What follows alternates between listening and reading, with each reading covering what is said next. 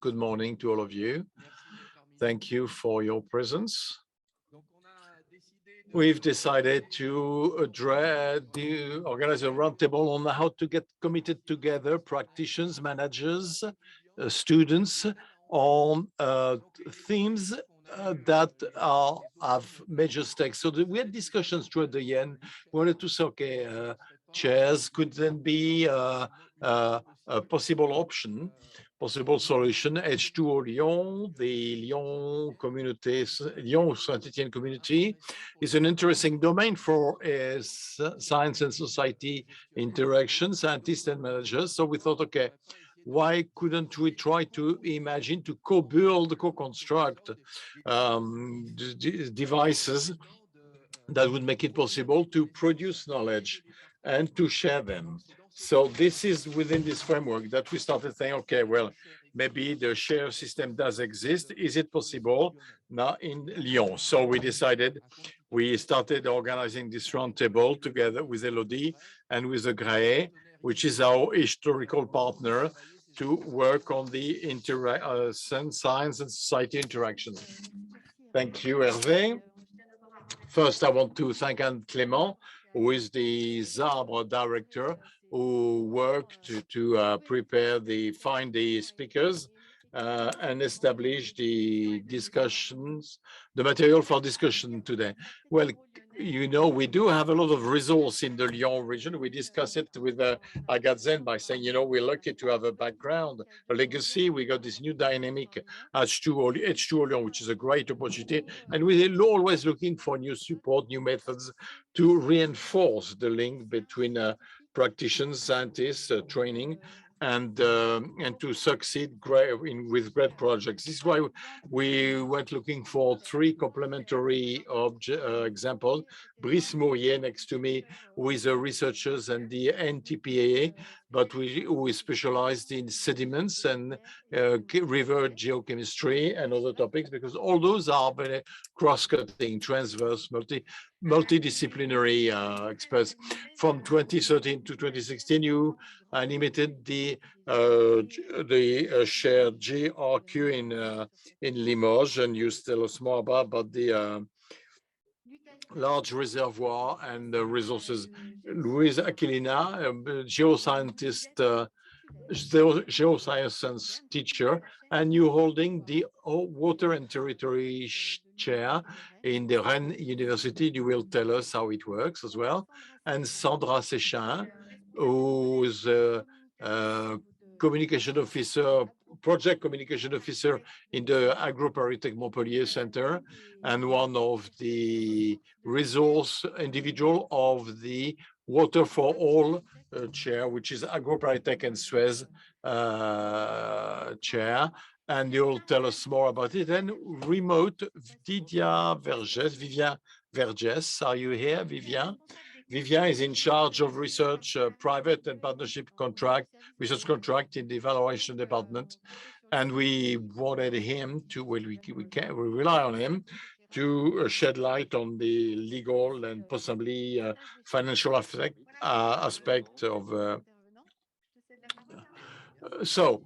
Thank you, Elodie. So let's go straight into the topic with the first chair, that of Limoges.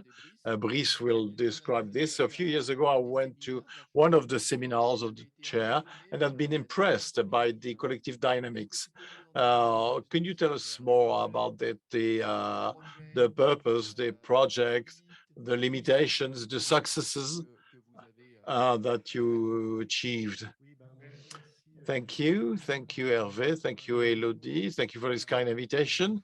Well, you know, one might. It's all very well for me to, you know, to take stock of a situation after 3-4 years here in Lyon. Indeed, I did coordinate the large reservoir and water quality chair in the Limoges University, in the Grèce laboratory, and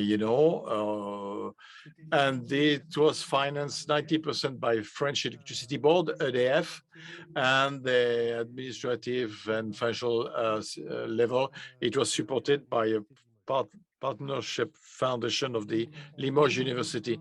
So my PhD student contract was managed by this organization, and the funding was a sponsor system. So I'd like to just give you an element of the context to explain how it was implemented. Well, it's very, well, like like any research system like H2O or others. Well, first there is, well, the one element that cannot be hidden is that in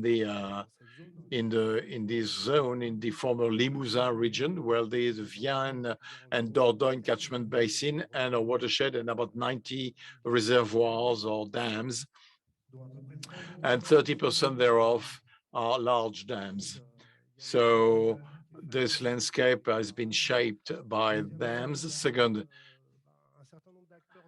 there are several players in the water domain, which are quite numerous actually in this rural area. Well, of course, I'll spare you the details, but state departments, state services, industrialists, and the scientists as well, who for the last 10 years roughly have been discussing the possible creation of an observatory of large reservoirs. The third point, I mean, health or sanitary issues. I mean, for example, bathing is prohibited in the reservoir due to the influences of bacteria. Pollution, very spot-like or limited the pollution aspect. You've probably heard about the problem of the locks in the locks, which will generate several interactions between the players, and the sediment process as well. The sediment deposit process, and also regulatory deadlines like the DCE, which is constrained for water users. And there is another regulatory constraint, which is some contracts that reach the end, dam or for dams or plants who come to an end, and hydro plants. And the two last elements triggered the fact that we were going to create a chair. I'm giving you the background. So why did we? Why did someone sign a big check? Well, that's the big big check. I mean, they can say the contracts and the chair was created, and others, and on other topics. And well, the Limoges University and the Limousin region are very very fertile in chairs. So that's roughly for the context, the background. A couple of emblematic projects. Well, we get to a project which is very global, but now we need to structure research work or efforts. We have to structure it, and so the problem is not what we're going to study, where we're going to study, and how we're going to do it. That's a long process, but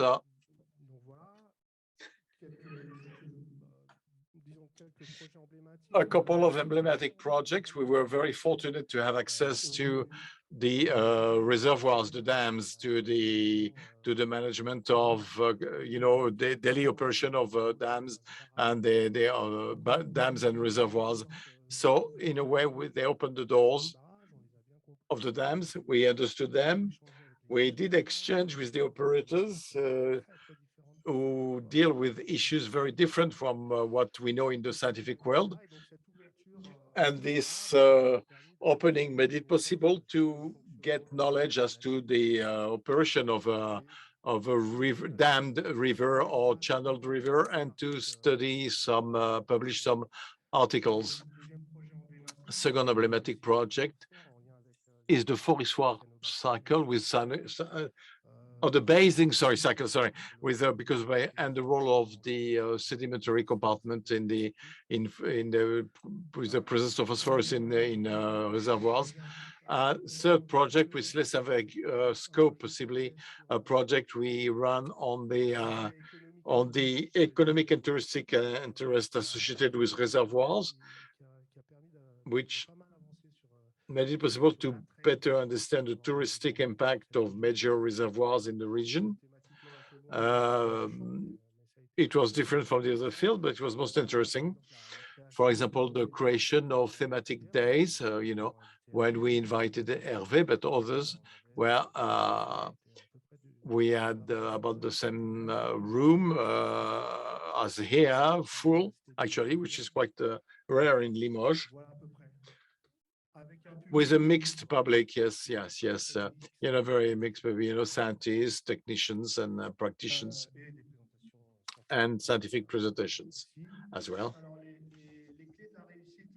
Keys for success.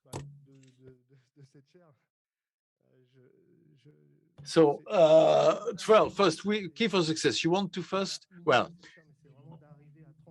we want to transpose operational problematics into scientific elements of studies to find a common language when it comes to an issue, a problem, a challenge, so that we could actually dialogue around the table. While keeping the specificity of researchers, that is, exploratory, innovative dimension we may have in some topics. That, to me, this is essential. Second thing is, the aspect is the relationship based on trust to be established between the practitioner and the researcher. It is something that you have to build on, to construct. You have to initiate the work dynamics between the two parties. You have you have to find interlocutors on all aspects who together with the to have strong links, and valorization, the rapid publication of scientific articles of high level, and valorization, dissemination to the public, in Lyon, we're very fortunate to have the Grès. It's not the same everywhere, so that is really precious. And then the duration, I think, time, 3 years, duration 3 years is good for a chair. And if I had a recommendation to make concerning duration, it would be something that would be around 5 years, so that to really, that maybe some limitations. Well, I was in a specific position because they were looking for the 5-legged sheep. So we'll communicate, we'll valorize, we'll find the the rare beast. It's difficult. So another thing as well, in the very specific context of this chair, and then I'll stop, is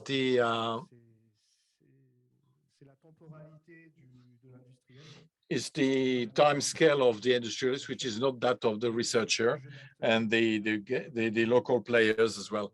That could be a bit of a problem sometimes when it comes to the works, and that's it. Otherwise, it is very positive, in my opinion. Thank you, Brice, and your experience as well is most interesting for us. The chairs, the scientific Lyon scientific fabric, and to move forward, you're going to enlighten us a lot. So maybe one question, if you need clarification, one or the other. We'll have time for discussion at the end, but we can take possibly one question.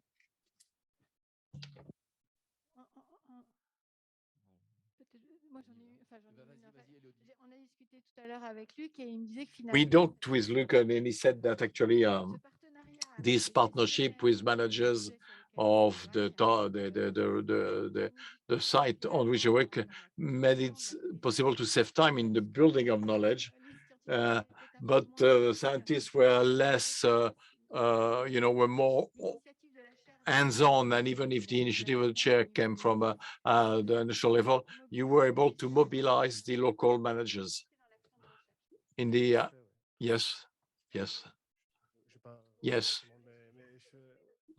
yes, yes, yes.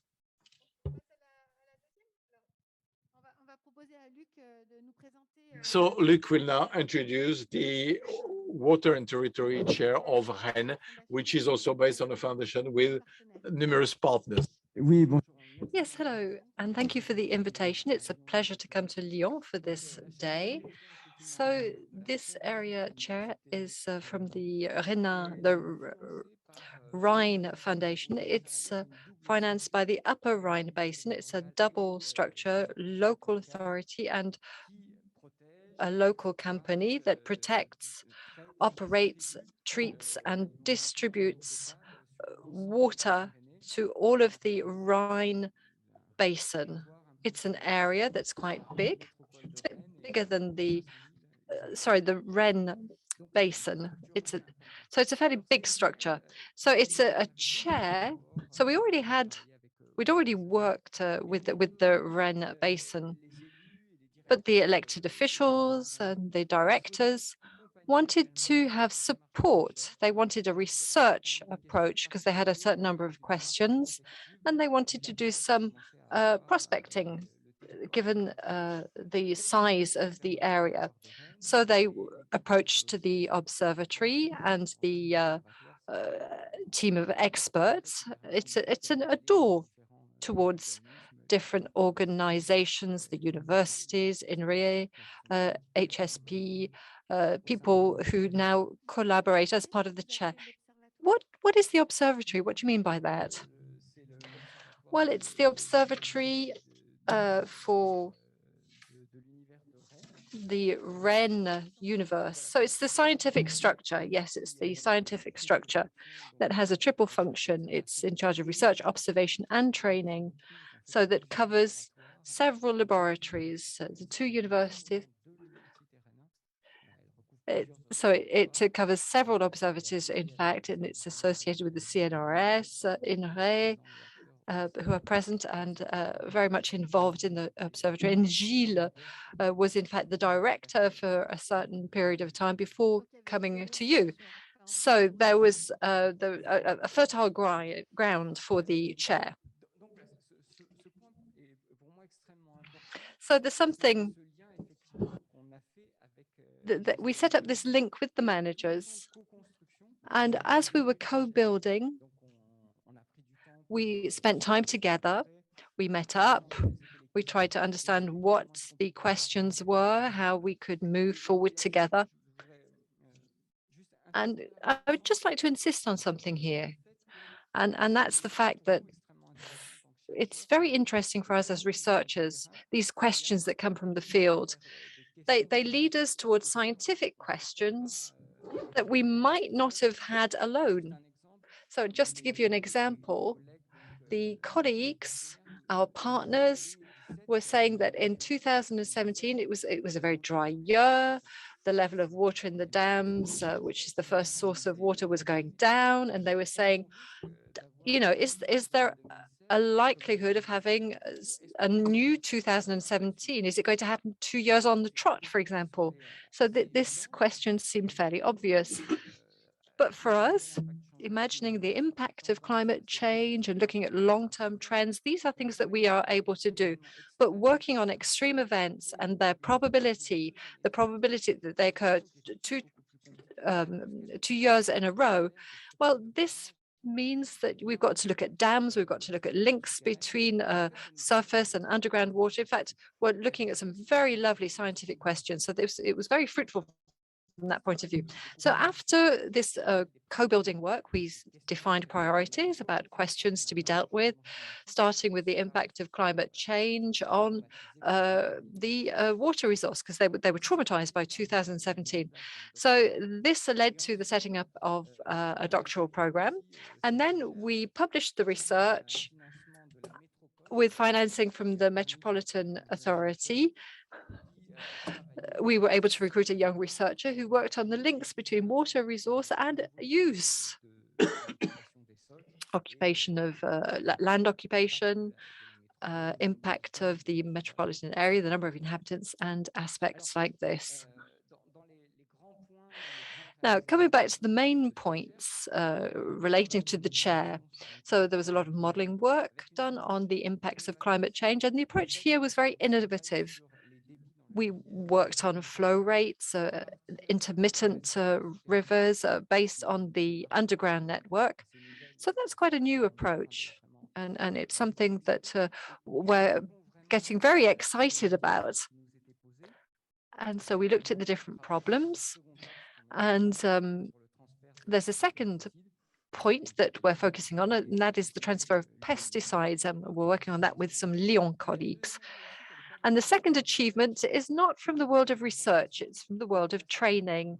In the Rennes area, we have a master's 2 in water science at the University of Rennes. And so they've become a sponsor or a mentor. We talk with them, they're part of the jury, and they're part of the training. So it's very rich for us. It's a great partnership that's very fruitful. So just to finish with the strong points or the weak points, I'll start with the weak points.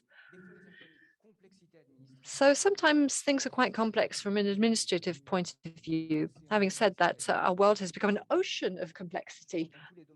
I think in all fields, but especially in research, we have to have 3 or 4 projects to make sure that we have everything we need for research globally. So the chairs are part of the whole thing, but they don't simplify anything, even if they're an interesting tool. So the foundation, the structure of the foundation was not really suitable to the approach that you can have with partners. So that's maybe a negative point. Let's talk about the positive points. There's the readability of the situation. If you come to a place and you say, okay, I'm writing a thesis on the impact of climate change on water resources. Okay, so we're talking about a researcher doing research. But if you say I have a chair and I'm working on the impact of climate change on the water resource, it's much classier. So people listen to you more. So putting the joke aside, it really is quite an advantageous tool when it comes to communication and spreading the word. And there's another positive point. It's an interesting framework for co-building something. The chair, it's not just about research. It's also about collaboration between stakeholders and researchers, and that's really where the wealth stems from. Thank you for that testimony. So you've got the co-building side of things, but you also prioritized your priority was a thesis on climate change. Is it that first step that allowed you to continue further? And basically, is it necessary to start with an object, to start with a study, to start with something that's been defined? Is that how you start to make the project bigger? Do you have to start with something small and then allow things to grow? In this case, no, because we'd already had research projects. We already had a relationship with the partners. And when we had the first meeting with them, we talked about a chair for water and areas. There wasn't a specific target. So it was the discussion that allowed us to prioritize things. So I think they would have come forward anyway, even if they hadn't, if they'd had even if they hadn't had a specific question. But I think it does help to build trust. And it also means that we're more attractive. We can pick up other researchers to find answers to their questions. So, yeah, so it's important to have the global framework, but then of course, so you've got to work on the global partnership framework first. So this, are there any questions about the chair on water and areas? I have a question. So to continue with what you were saying, so you're working with the stakeholders of the Rennes basin. Did you start with just one actor and then others joined in, or how did you start the co-building work? How did you get the scientists involved? Because it's interesting to see how you went about things. We're looking at 500,000 users in the Rennes area, so it's a very big structure, and this has been built over the course of 10 years. It was created first in 2011, and since then it's been a structure that's got bigger and bigger. So there were different unions who grouped together, for example, different associations. So first of all, we were in contact with just some of those unions because we had our observation sites and there were specific questions that had to be dealt with. So the chair was really built with the upper Rennes area, but we're also talking with them about extending to other partners. So maybe the region, for example, the syndicate that covers the whole area, all of the Vilaine area, for example, which is even bigger. So they are becoming actors of the evolution of the chair. Thank you very much for presenting the chair. There is a question from Bernard, but Bernard is not using a microphone, sadly.